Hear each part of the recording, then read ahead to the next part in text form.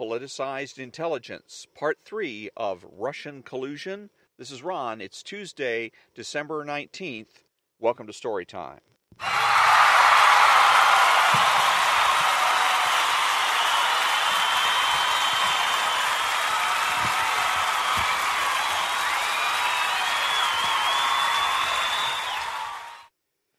Many allegations concerning Russia have been taken seriously based solely on the institutional credibility of the accusers.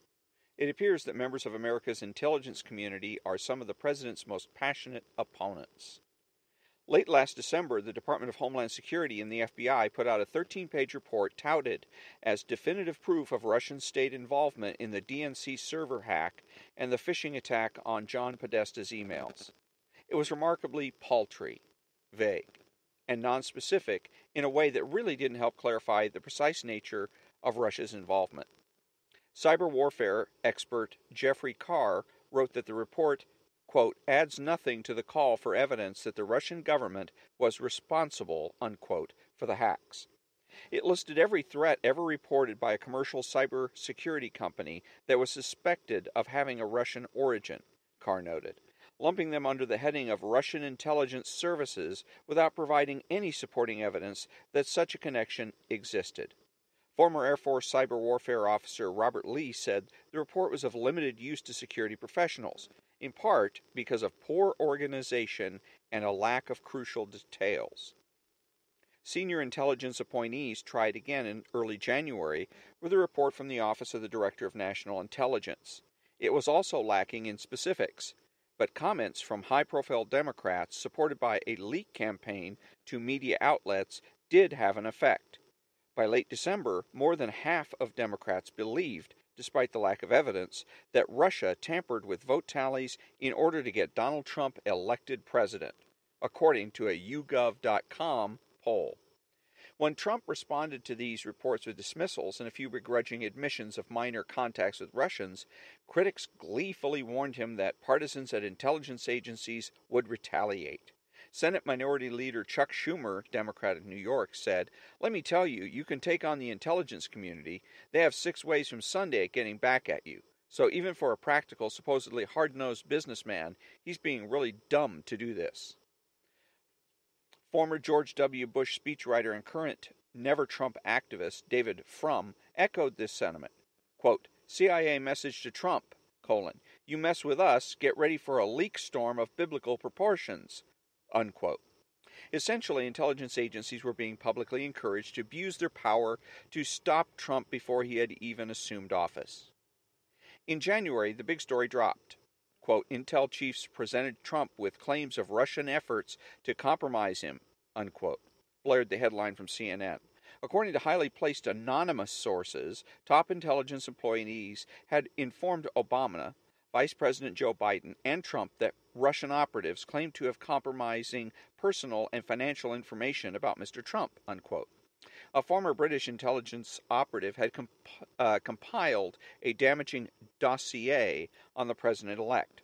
CNN reported that intelligence officials considered this operative's past work credible, but he had paid his Russian sources for the compromising information, and CNN published its report on the dossier without confirming any of the allegations.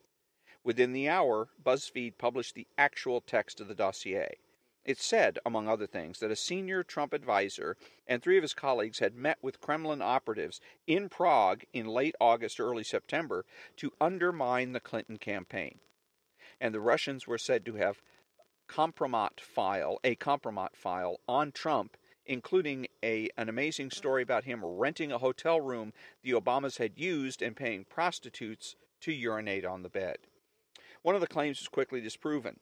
Michael Cohen, Trump's lawyer, who is alleged to have gone to Prague for a clandestine meeting with Kremlin operatives, had never been to Prague, and to date, no media organization has provided any independent evidence to confirm a single claim made in the dossier. It was soon revealed that the firm that had hired the former British operative and put together the dossier was the aforementioned Fusion GPS. What's more, the FBI allegedly sought to pay the British operative to continue gathering dirt on Trump. Aside from a lack of concern about the accuracy of the charges against Trump, intelligence chiefs were not discriminating about who got caught up in their anti-Trump crusade. In March, House Intelligence Committee Chairman David Nunes, Republican from California, announced that unmasking of Trump transition team members had occurred during the last 3 months of the Obama presidency. That is, significant personal information from and about Trump associates have been collected and widely disseminated. Quote, I recently confirmed that, on numerous occasions, the intelligence community accidentally collected information about U.S. citizens involved in the Trump transition, unquote, Nunes said. The information collected, he added, had little or no foreign intelligence value and nothing to do with Russia. Obama's National Security Advisor Susan Rice, UN Ambassador Samantha Power, and National Security Council spokesperson Ben Rhodes were later reported to be involved in this rampant unmasking activity. Trump created one of the biggest firestorms of his presidency in May when he fired FBI Director James Comey. The embattled FBI head, who let Hillary Clinton slide after her illegal handling of classified information, had been routinely criticized by both Democrats and Republicans and was officially fired for general ineptness. However, Trump said it was also because Comey was playing games with the Russia investigation. In his letter relieving him of his duties, Trump mentioned that Comey had told him 3 times he was not under investigation. Many journalists scoffed at this claim, since Comey was publicly intimating otherwise. When he was fired, stories favorable to Comey about private meetings between Comey and Trump came out in the media. In testimony before the Senate Intelligence Committee a few weeks later, Comey admitted he had, in fact, told Trump at least 3 times he was not under investigation by the FBI. Comey also admitted under oath that his leaks to the New York Times were designed to force the hiring of a special prosecutor. His strategy paid off when his close friend and former colleague Robert Mueller was appointed to head an investigation of Russian meddling in the 2016 campaign. That investigation has since spiraled out to include leads that have nothing to do with Russia, according to media reports. The egregious behavior of influential officials such as Comey has encouraged people to think that the verdict of the intelligence community was more conclusive than it was. During a 2016 presidential debate, Clinton said, quote, we have 17 intelligence agencies, civilian and military, who have all concluded that these espionage attacks, these cyber attacks, come from the highest levels of the Kremlin, and they are designed to influence our election, unquote. Clinton's claim wasn't true.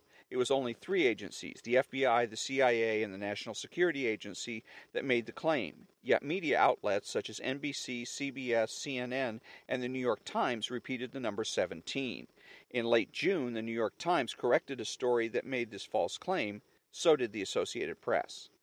In general, the media have overstated the confidence and public assistance in public evidence in support of Russian hacking. One group of skeptical intelligence analysts, the Veteran Intelligence Professionals for Sanity, VIPS, issued a memo in late July arguing that the lack of DNC emails wasn't a hack at all, but an internal leak. That the hack of DNC emails wasn't a hack at all, but an internal leak. VIPS is generally thought to be sympathetic to the left. The same group had cast doubt on the quality of intelligence that led the United States to invade Iraq in 2003. The VIPS memo raises questions about why the FBI failed to perform an independent forensic analysis of the Democratic emails or servers in question.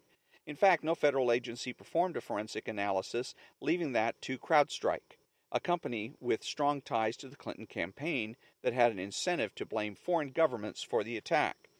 Surely, more forensic scrutiny of the centerpiece of the Russian hack claim is in order. To date, despite all of the misleading claims and news reports, the only actual crime related to the Trump-Russia investigation is the criminal leaking of classified information about U.S. citizens by intelligence officials. And that's the end of Part 3 of Russian Collusion, which is from Imprimis, a publication of Hillsdale College. It is September 2017, Volume 46, Number 9, and it was written by the senior editor of The Federalist, Molly Hemingway. and she's the senior editor at The Federalist and a Fox News contributor, and received her BA from the University of Colorado at Denver. And so we will be concluding this on Thursday, the 21st. And let's see what we got here. I think it is, yes. So it is the last part of this, part 4, is media problems. And that will conclude this issue of Imprimis called Russian Collusion. And until then, thank you very much for joining me, and have a great day.